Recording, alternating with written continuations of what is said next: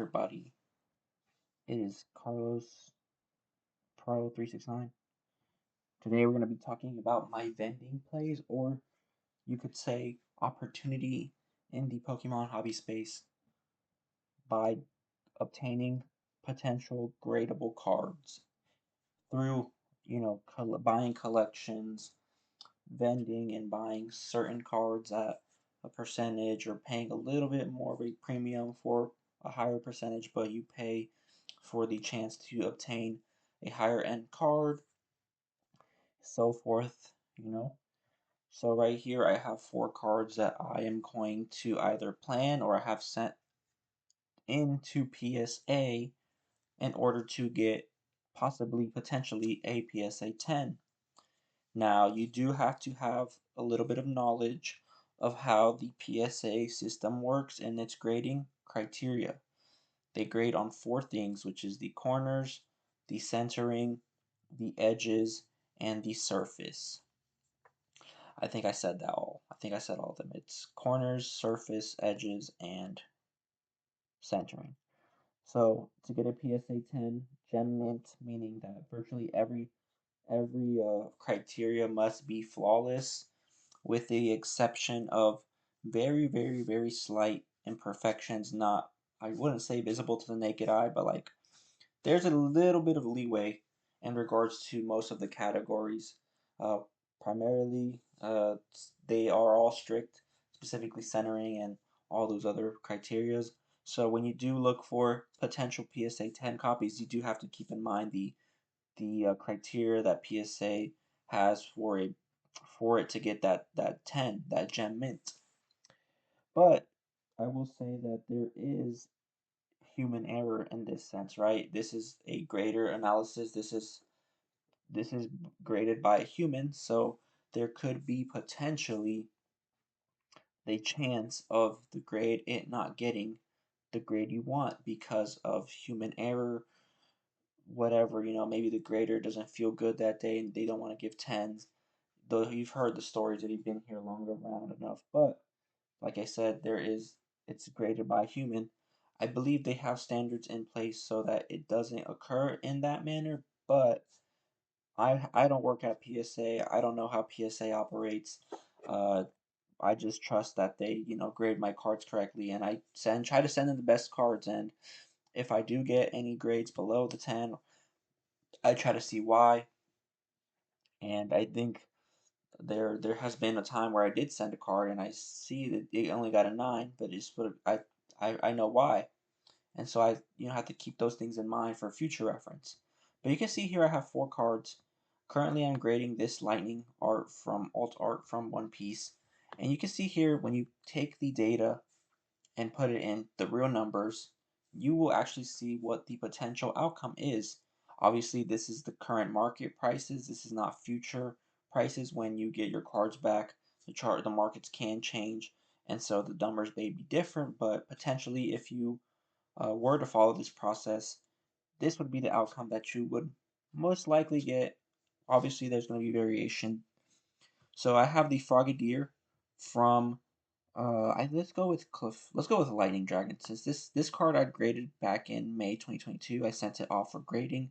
I still haven't received it, but I paid $60 for the card. I It's worth $90 market at the time. Grading, I paid $29.99 for the grading. Right now, these other cards, I am not sending them out for grading because me paying $80 per card is not worth the return. So I'm gonna wait. PSA 9 price is around $67 versus a PSA 10 price is around $260.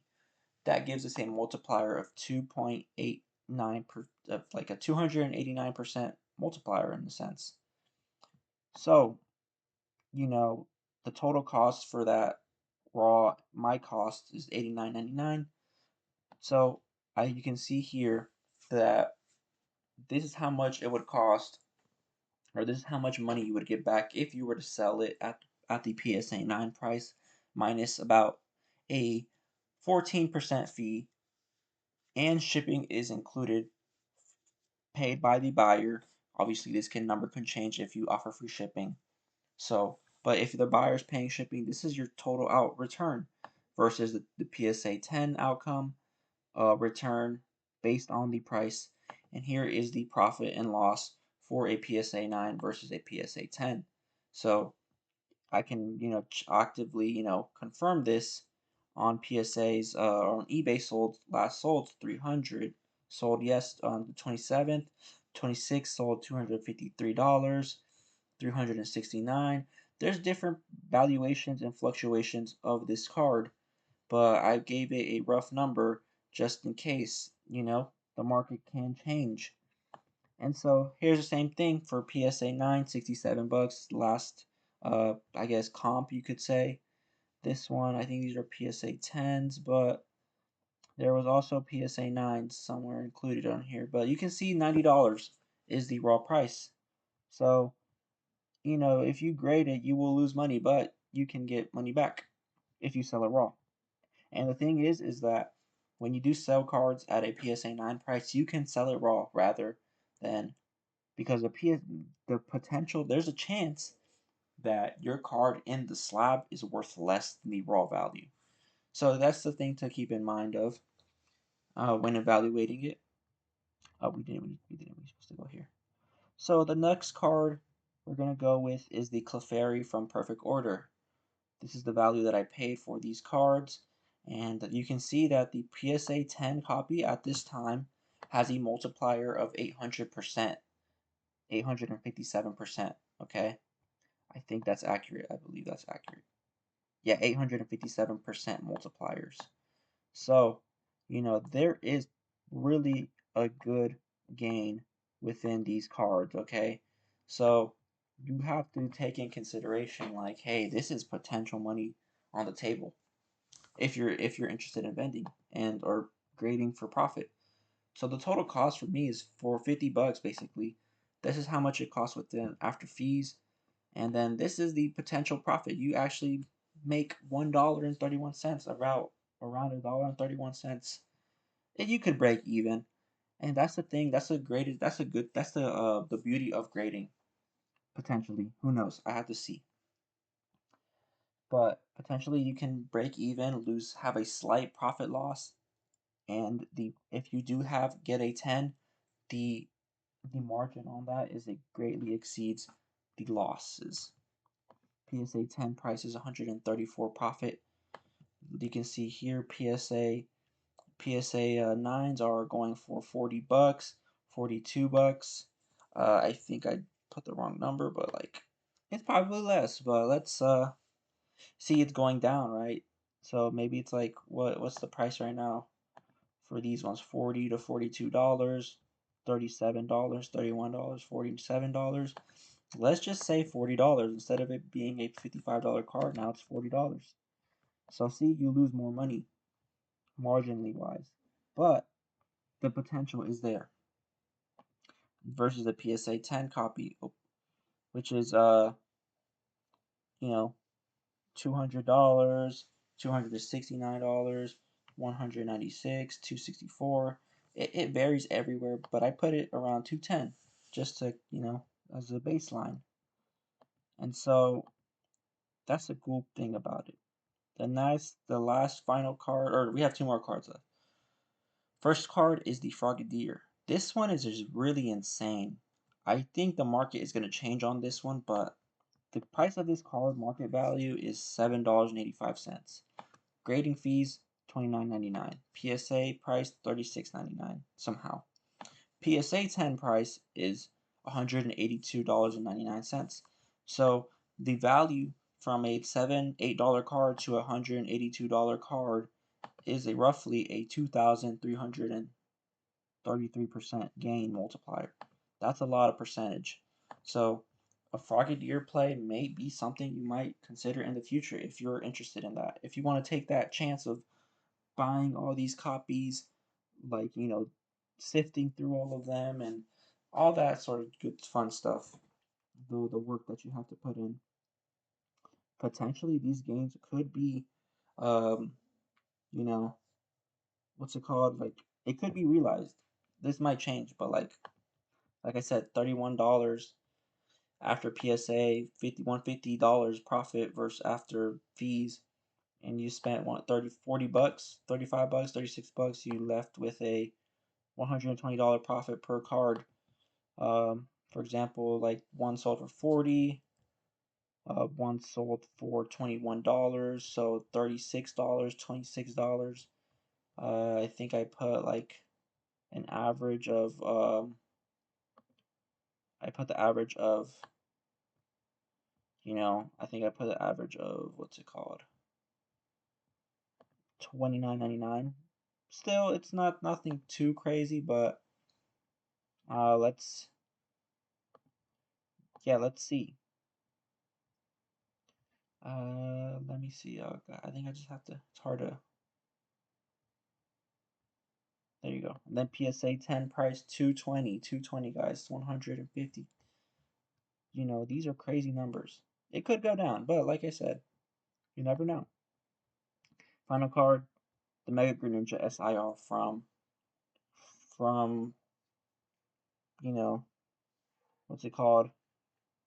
From Chaos Rising. I paid $200 for it. I paid 85% of 235, which is around 200 bucks. Grading fee potentially in the future is $29.99. PSA 10 price right now. PSA 9 price is going for $260. PSA 10 copies around 720 bucks. That's a 300x multiplier. That's my cost basis. That's after fees. This is after fees. This is the profit and loss. So there's potential in that PSA Greninja, right? We see that there's been multiple sales currently for still a pretty good price. Potentially this could go down in the future, but like I said, guys, that's a crazy amount of money. So that's to show you guys the potential in grading cards. That's my plays that I'm doing. Feel free to copy them if you will, if you choose to desire. Not financial advice. The markets can fluctuate and the numbers can be different. And you might not even get to 10. So that's what I just want to let you guys know about potentially in this hobby. If you're new here, you can grade cards. You have to learn with experience and you have to actually find good cards. Please, I guess, if you want, what you should do is like take a look at PSA 10 copies, or just go to Slab, go to Trade Night and just pick up a PSA 10 and just look at it. Maybe even pick up a PSA 9 and see the differences. Do some research because you have to do your research when doing this because every single flaw is going to be you know detected or maybe not detected. So you have to be really careful with grading because you can potentially sink a lot of money into this. If you can see the P&L, you lose 54 bucks if you were to sell everything. So just there is potential to gain money, but there's a potential to lose a lot of money if you don't know what you're doing. So maybe if you have a friend that knows and grades a lot, he could help you find copies. You can help him out a little bit. You can give him a cut or something. Maybe give him like 3% or something like that of your sales, or like what I'm saying, like help him out for helping you grade cards and learn eventually yourself. So you know it's all something that you can do. So yeah, guys, thank you for watching this video. If you made it this far, like and subscribe. Comment down below. Have you been grading cards? Are you grading any of these cards right now in PSA before the pause, or are you guys waiting until they open to send all your cards that you've accumulated to get those monies for your collections, for your next sealed product, for your next investment? Who knows? Thank you guys for watching. Peace out.